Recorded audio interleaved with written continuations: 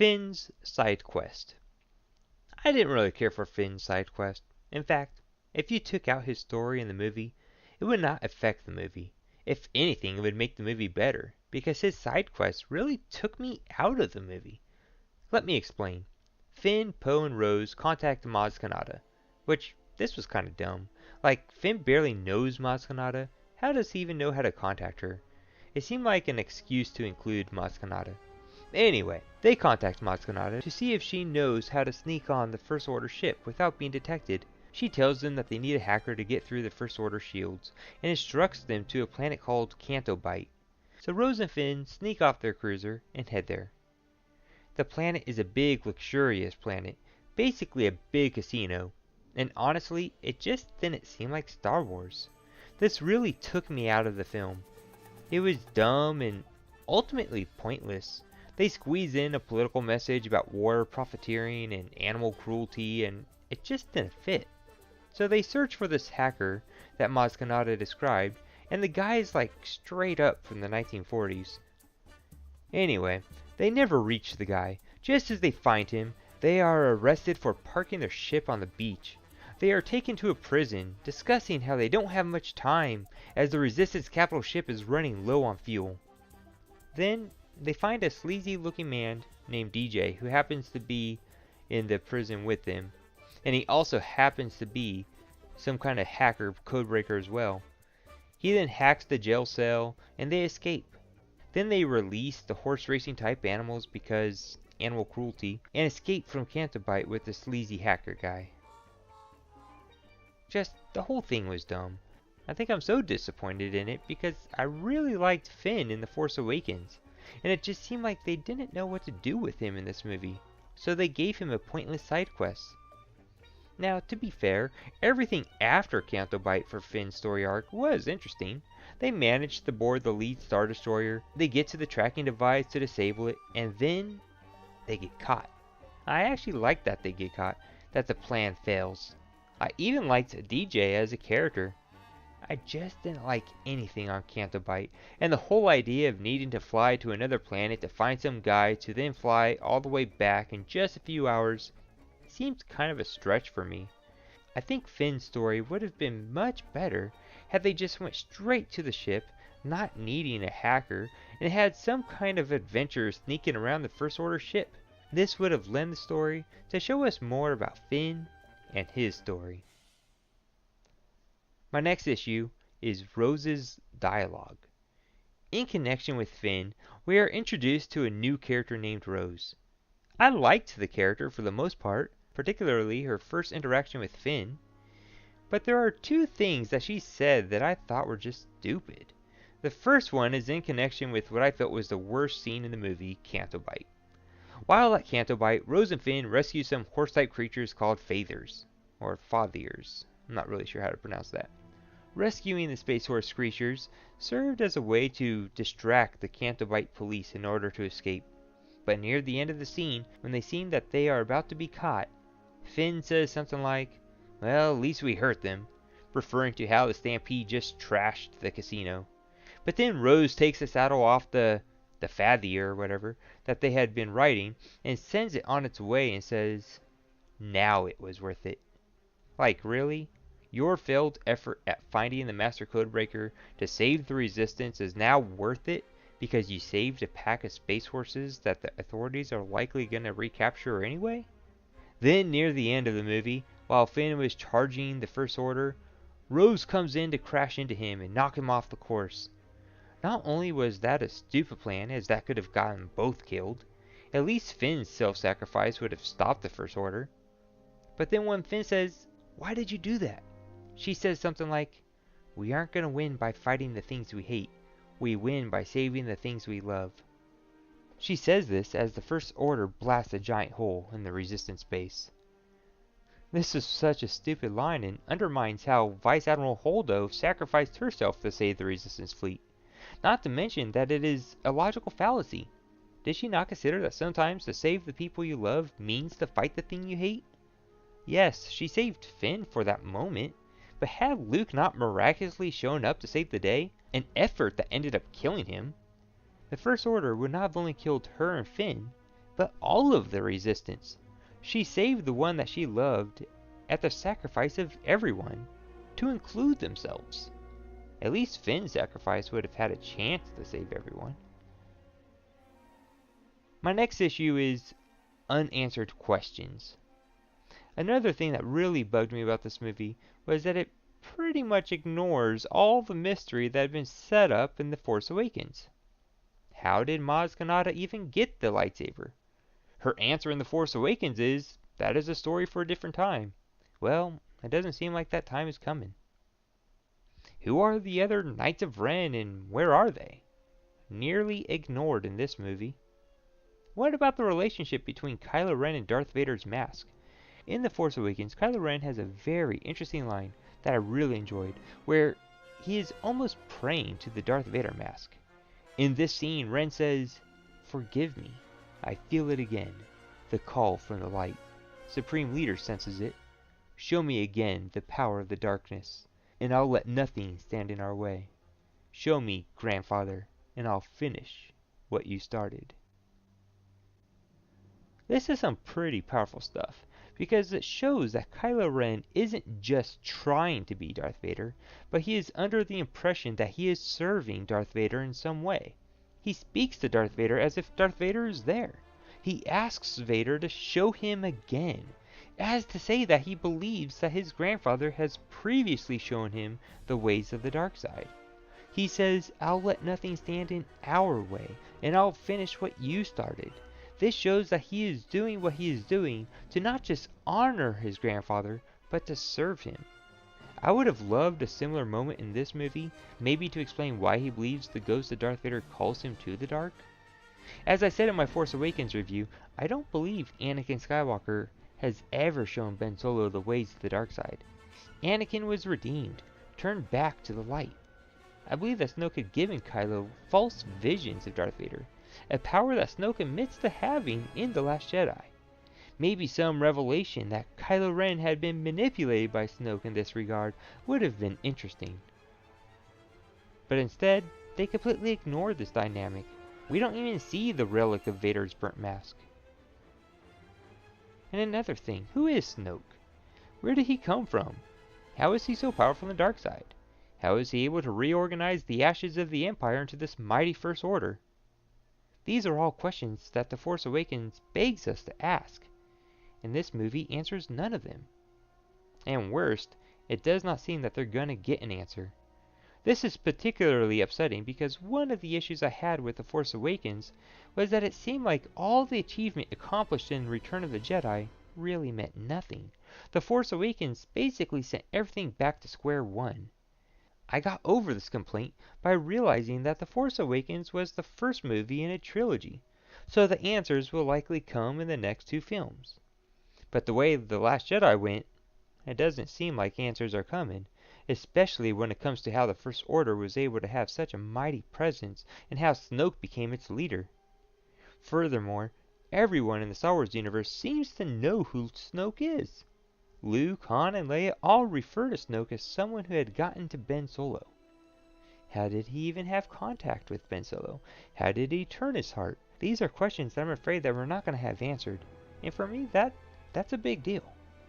Setting up a mystery only means anything when the answer has a significant meaning. Speaking of a mystery with a meaningful answer, how about that revelation of Rey? This one I have mixed feelings. The mystery of Rey is something that they really built up in The Force Awakens, and it is something that is constantly addressed in this movie. Near the end of the movie, we get an answer, but the answer is not satisfying. Her parents are a couple of nobodies that sold her off for some booze money. While I do appreciate this revelation to a degree, as it goes for the not-so-cliché of her being related to Luke or Han or something, I appreciate that this revelation is a challenge for Rey's character, as she has been waiting for her family, desiring to belong, to then find out that her own parents didn't even want her, that her parents are nothing special, that she is nothing special. I actually really enjoy this revelation, as it means that Rey is going to have to be her own character, not relying on a lineage of heroes. My issue is that this answer is not sufficient for all the mystery around Rey. This does not answer why she is so strong in the Force with little to no training.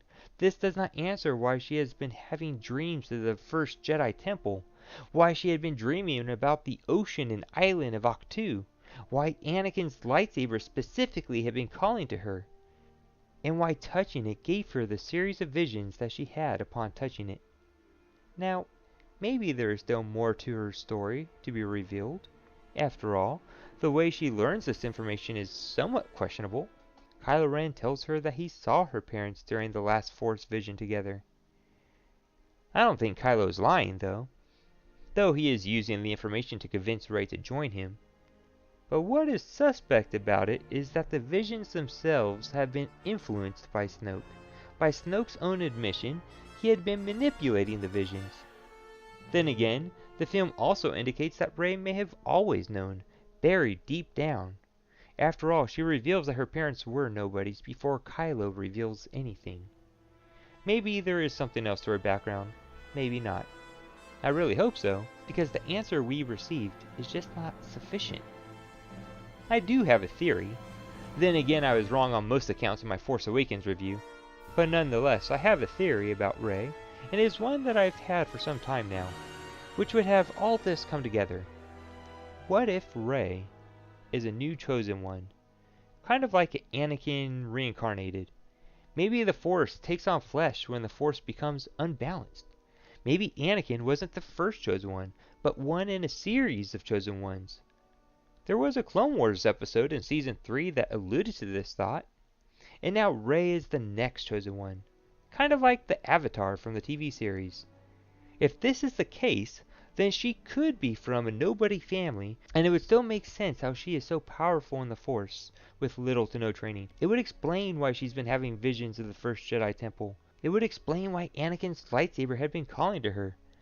I don't think this is where the movie is going, but I think it would be cool, and it would certainly explain much of the mystery in a way that I personally would find satisfying. I think a lot of the backlash this film is getting is due to unanswered questions, or maybe to be more accurate, ignoring the mysteries that have been set up. This makes me think back to the prequels when Episode 2 sets up this big mystery about Jedi Master Sifo-Dyas, and then they never touch on it, not even a mention in Episode 3, as if the mystery has never been established. But unlike the side story mystery in Episode 2, the mysteries that Force Awakens set up are major plot points that remain unanswered. My next issue in this movie is that the humor didn't always work. There are a lot of funny moments in this movie. Some of it worked, some of it didn't. Admittedly, this complaint is on the nitpicky side of things. Really, the issue is being overly cartoony. For example, when BB-8 was trying to fix Poe's X-Wing, he would plug one spark only to have one pop up somewhere else. And this went on for like 3 or 4 times. The camera cuts away, and the next time we see BB-8, he has a ridiculous amount of prongs covering all these sparks. It was a bit cartoony. And the porgs were a bit much. I didn't mind them for the most part, but they were probably in one too many scenes. I didn't mind them being as part of the scenery in the island. I didn't mind the one in the Millennium Falcon squawking after Chewie giving a war cry. But then there was a scene where Chewie was roasting a porg, ready to eat it. Then he sees a group of porgs looking sad that Chewie was about to eat a porg. Chewie growls at them to scare them off. And that was fine, that was good. But then they overdo it by panning to another porg giving the saddest look. Yeah, it was cute, but just over the top. The film went past the joke. There is a scene near the end where the Millennium Falcon is being chased, so Chewie has to make sharp turns to evade. And they do the bit where the porg on the ship gets mushed on the window due to the inertia. Again, it just came off like something from a cartoon. Another issue I had with the movie was the ending. This one I have mixed feelings on. When I initially saw the movie, I hated the ending with the kids, but it has started to grow on me. My main issue is that it is not a Star Wars way to end. All Star Wars movies end with about 2 minutes of music, no dialogue, focused on the main characters as they celebrate what they have achieved, or reflect on what is to come. Episode 1 ends with the parade celebrating their victory over the Trade Federation. About 2 minutes of music, no dialogue. Episode 2 ends with the Republic leaders looking over the clone army now gathered on Coruscant leading into the Clone War, and then cuts to Anakin and Padme getting married.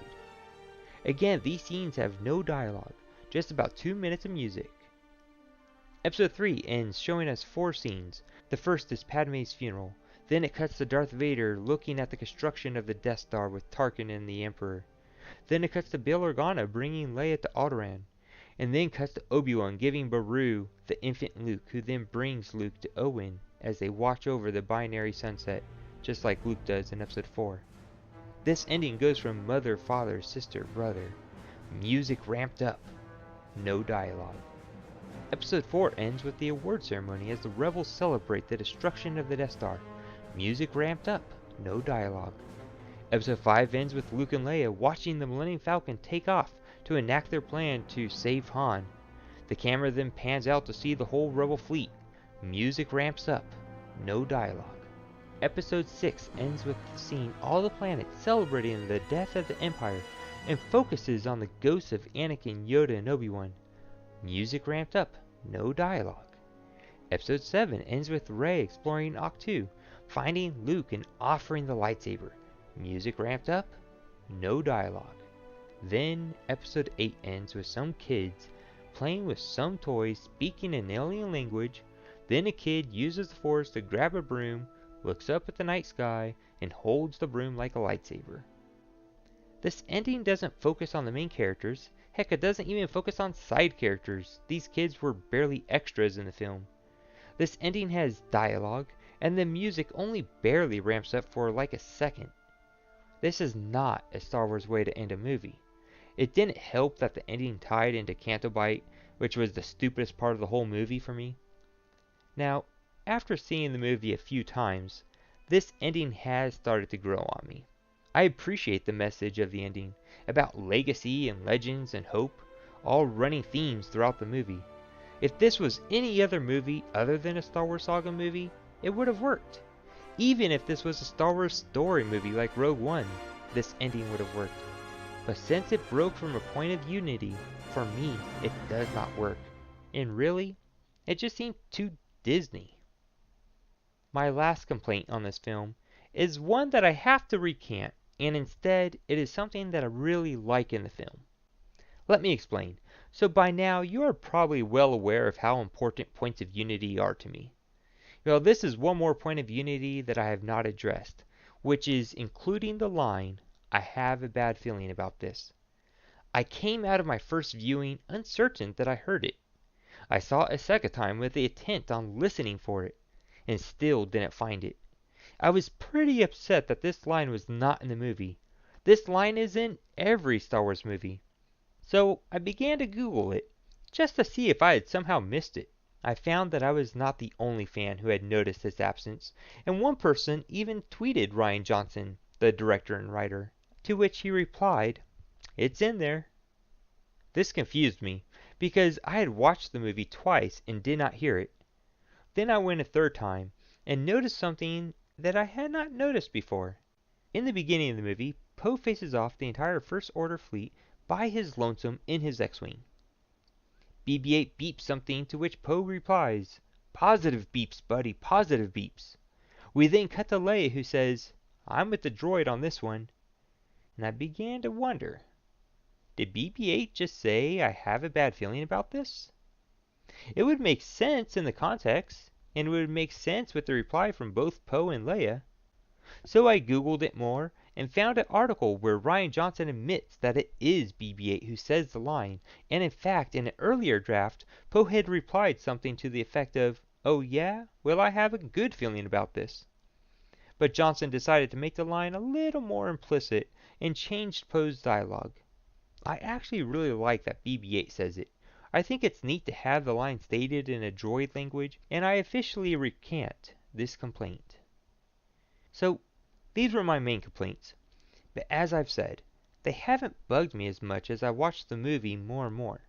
The whole Canto Bight scene really is only 2 scenes that aren't that long, so I could get over it. Still think Finn was somewhat wasted as a character, and they just simply didn't know what to do with him. The humor crossing the line is not that big of a deal, and some may have found it funny. The ending is beginning to grow on me, as it does wrap up the story in a neat and unique way, yet it still violates a point of unity. So the bad things that I first really didn't like have become minor. Now, I'll talk about what I liked and what the film did right.